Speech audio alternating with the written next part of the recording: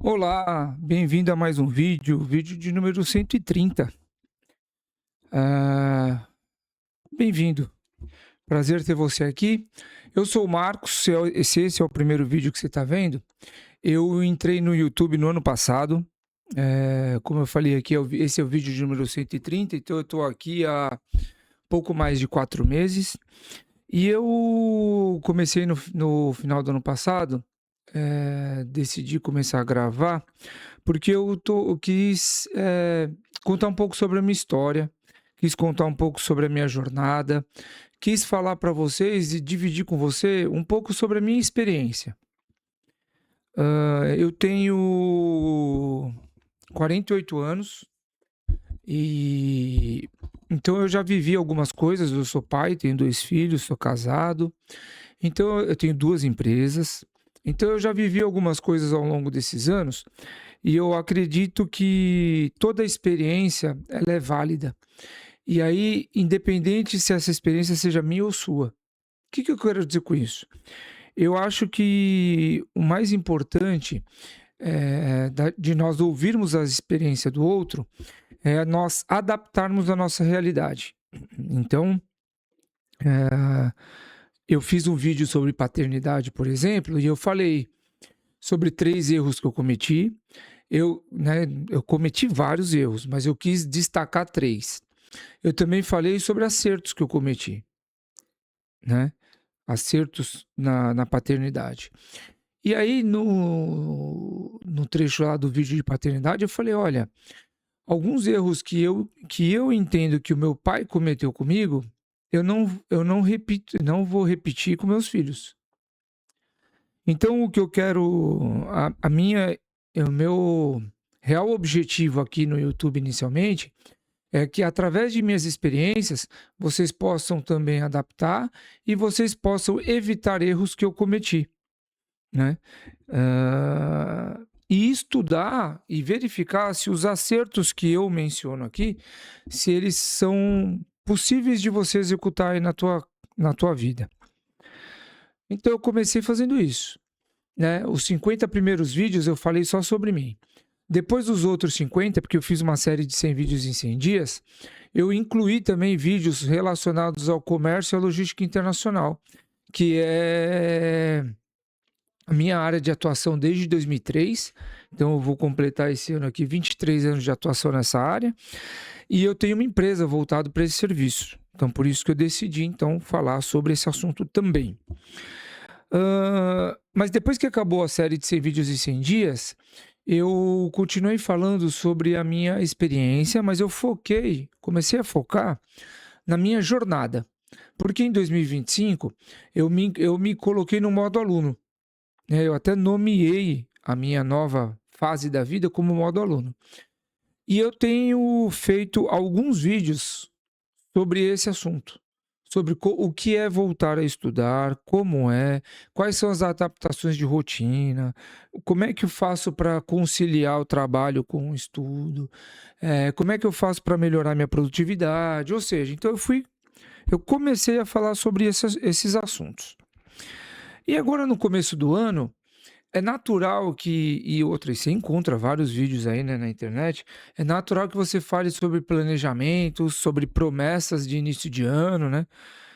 Sempre tem aquele negócio: "Ah, não, esse ano eu vou fazer academia. Ah, não, esse ano eu vou fazer dieta. Ah, não, esse ano eu vou estudar tal coisa. Ah, esse ano eu prometo que eu vou aprender a tocar violão". Ou seja, inúmeras promessas e planejamentos que a gente faz ao longo do entre o final do ano e o começo do ano.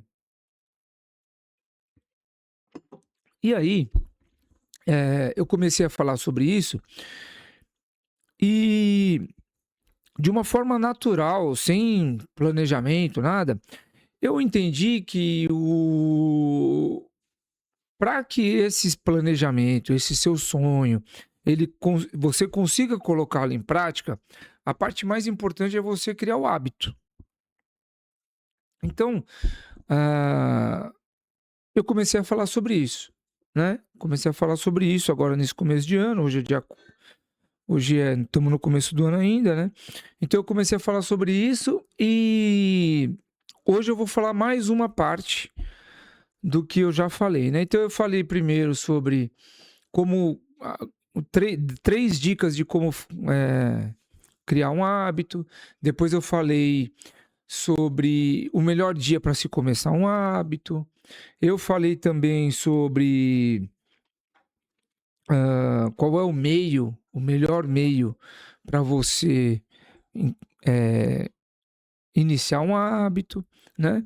E hoje aqui eu quero falar sobre a importância de você descobrir qual é a sua única coisa. Porque uma coisa que eu falei lá nos meus outros vídeos é o seguinte: não comece 3, 4 coisas de uma vez. Não comece. E aí, deixa eu só fazer um parênteses antes que eu me esqueça. Quando eu falo assim, não comece, não faça, não sei o quê, na verdade é uma forma errada de eu me comunicar. Porque eu não tô aqui jogando regra em cima de você. Olha, faça isso e deixe de fazer aquilo. Eu estou dando opções. Em cima das opções você estuda para saber qual que é melhor para você ou não. Então esse negócio de faça isso, deixe disso, implemente isso, é só uma forma equivocada de eu me comunicar, mas que eu ainda não aprendi como me comunicar melhor. É por isso que eu faço esses alertas no meio dos vídeos, tá bom? Vamos lá. Esse tema aí, ó, que é qual é a sua única coisa, na verdade ele é motivado nesse livro aqui, ó. A Única Coisa, tá? É do Gary Keller e do Jay Papasan, ou Papasan, não sei se está certo.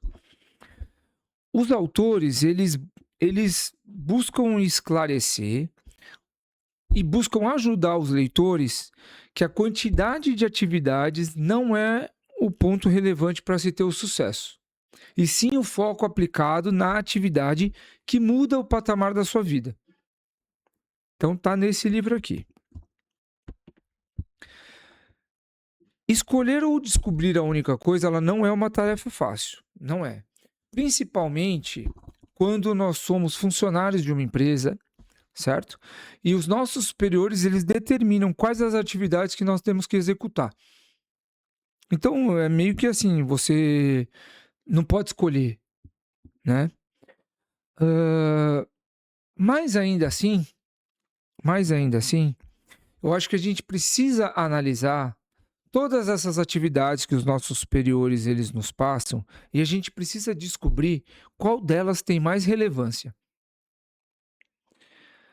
A gente precisa identificar qual dessas atividades que nós fazemos hoje na nossa empresa é que traz mais resultado. E aí tem algumas perguntinhas, né? Que é essa daqui primeiro, ó. Qual que é a atividade que mais impacta nos resultados da empresa? Depois, ó, qual que é a atividade que me dá mais notoriedade perante os meus superiores? Qual que é a atividade que eu tenho que fazer todos os dias, impreterivelmente na minha empresa? E qual das atividades que eu preciso fazer eu sou mais produtivo? Eu sei que todas essas respostas, elas não são respostas fáceis de você encontrar. Porque muitas vezes você faz determinada atividade que o seu chefe pediu e você não sabe qual que é o resultado real dessa atividade na empresa. Você não sabe, né? Só que assim, eu proponho que você comece a prestar mais atenção e comece a perguntar, principalmente para o seu superior, se aquela atividade, essa atividade que você está fazendo, cara, essa atividade que eu estou fazendo aqui foi legal, não foi? Ela impacta, você gosta, você não gosta? Como é que começa a tirar informações, para que ela serve, para onde que ela vai? Ou seja, começa a ser mais curioso para saber entender o real motivo por que você faz aquilo. A partir daí, você vai começar a identificar qual que é a atividade mais importante que você tem que fazer na tua empresa. Você vai começar a identificar. E é ali que você tem que se aperfeiçoar. É ali que você tem que focar. É ali que você tem que fazer, ó, e considerar como a única coisa. Quando ele fala que é a única coisa, não significa que você vai abandonar todo o resto. Não significa. Quando ele fala da única coisa, ele está querendo dizer o seguinte: você vai tirar um tempo do seu dia e você vai focar 100% nessa única coisa aqui, ó. Por quê? Porque é essa única coisa que pode mudar o patamar da tua vida. É essa única coisa que pode fazer com que você ganhe uma promoção na tua empresa. Então é por isso que ele reforça tanto. O que que acontece? Eu acho que e aí não foi eles que escreveram, tá? Eu tô aqui pensando. Talvez a ideia que eles tiveram dessa única coisa é porque a gente ouve muito de burnout, a gente ouve muito de muita pressão, de muitas atividades. Ou seja, a gente sempre está agora fazendo muita coisa e às vezes coisas ao mesmo tempo. E quando a gente chega num ponto que o estresse ele começa a tomar conta do nosso corpo, a produtividade ela diminui. E esse estresse, às vezes, ele é causado pelo acúmulo de atividades que a gente precisa fazer. Então, quando a gente identifica essa única coisa, não quer dizer que você vai abandonar o resto, mas quer dizer que você vai focar e quando você estiver fazendo essa atividade, você vai focar 100%, você vai dar atenção total a ela. Você não vai deixar que nada mais te interrompa, que nada mais te tire a atenção, que tire o seu foco. Você vai colocar o teu celular no modo avião e você vai focar nessa atividade. Porque pode ser que essa única coisa aqui, ela te dê folga para você depois fazer as outras coisas com mais calma e entendendo que essa única coisa é a mais importante, é por isso que você está fazendo assim. E o restante você pode fazer mais relax, certo? Então, na parte profissional é isso. Agora, tem também o seu desenvolvimento pessoal. Não é porque você já trabalha, você tem o teu trabalho, não sei o que, que você não vai continuar evoluindo. E eu acho que todos nós precisamos fazer isso, né? É uma evolução, é um desenvolvimento pessoal. Então, a minha dica aqui que eu gostaria de passar para vocês é o seguinte: se você quer melhorar no seu trabalho, se você quer melhorar na sua vida pessoal, se você quer aumentar o leque de possibilidades para o seu futuro, a minha dica é que você leia livros, né? Os livros, eles são as melhores ferramentas. São as melhores ferramentas que existem, né? Eles têm esse poder mesmo de criar essas novas possibilidades, de você começar a pensar, é uma frase que o pessoal gosta, pensar fora da caixa, né? O livro, ele tem esse poder. É claro que, assim, ó, existem livros bons e livros ruins, né? Da infinidade, quantos milhões de livros tem publicados, a gente sabe que tem livro bom e livro ruim. E isso é tudo na vida. A gente tem profissional, tem engenheiro bom e ruim, tem médico bom e ruim, tem professor bom e ruim, ou seja, tudo em todas as áreas terão pessoas boas e ruins, certo? Mas se você, quando você começar a buscar livros aqui, você quer minimizar esses problemas ou essa dificuldade, né? Ah, pô, então tá bom, Márcio, vou começar a ler agora. O que que eu busco? A minha primeira dica em relação à leitura é: busque livros da sua área de atuação. O que que acontece? Quando a gente começa a estudar, e isso é natural do ser humano, a gente busca recompensas. E quando a gente parte para o estudo, a gente sabe que a recompensa ela não é uma recompensa de curto prazo. Ela é uma recompensa de médio e longo prazo. Haja visto que a gente, para conseguir concluir o nosso ensino básico, a gente precisou de 8 anos, agora 9 anos. Aí depois o ensino um pouco melhor, não, o ensino médio, né? Que na minha época chamava de colegial, mais 3 anos. Depois você tem mais 4 ou 5 anos de faculdade. Então, assim, o estudo ele tem uma recompensa de médio e longo prazo. Só que quando você começar a estudar a sua área de atuação, você vai perceber que você vai começar a fazer coisas diferentes na tua empresa. Às vezes, da mesma atividade que você já faz, você vai começar a enxergar novas possibilidades, novas opções, o seu leque de possibilidades vai aumentar e você pode levar novas ideias para a sua empresa e para a atividade que você faz. E aí você pode ganhar uma notoriedade, porque talvez você seja a única pessoa que pensou em fazer algo, aquela atividade de uma maneira diferente e que traz melhor resultado para a empresa. Então a minha sugestão é essa, primeira: escolha livros da sua área de atuação. Eles são mais chatos de ler, mas eles podem trazer bons resultados para você na tua vida profissional, consequentemente você talvez consiga ganhar mais dinheiro. Segunda coisa é escolha livros que eles já são aclamados pelo público. Então eu vou te dar um exemplo, esse aqui, ó, 2 milhões de exemplares vendidos. Eleito um dos 100 melhores livros de negócios de todos os tempos pela Goodreads. Então, você começa a buscar, cara, é livro da moda? É livro da moda, mas pegue livros que muitas pessoas estão lendo. Pegue livros e você então vá na biblioteca ou vá na Amazon, dá uma olhada nos comentários, vê o que as pessoas estão falando daquele livro. E aí, quando você começa a escolher livro assim, a chance de errar é menor. Porque, por exemplo, esse aqui, se 2 milhões de exemplares foram vendidos, é porque o boca a boca ele foi disseminando a importância e a originalidade desse livro. Então faz isso. Faz isso que você vai ver. E de novo, olha. Ah, então faz isso? Significa que eu tô aqui cagando regra para você? Não, eu tô te incentivando. Faz isso que você vai se dar bem, né?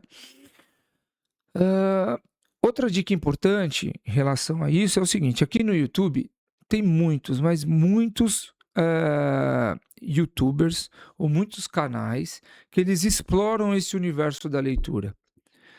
E existem muitos bons aqui. Então, também dá uma pesquisada, começa caso você, trabalho com a área de RH.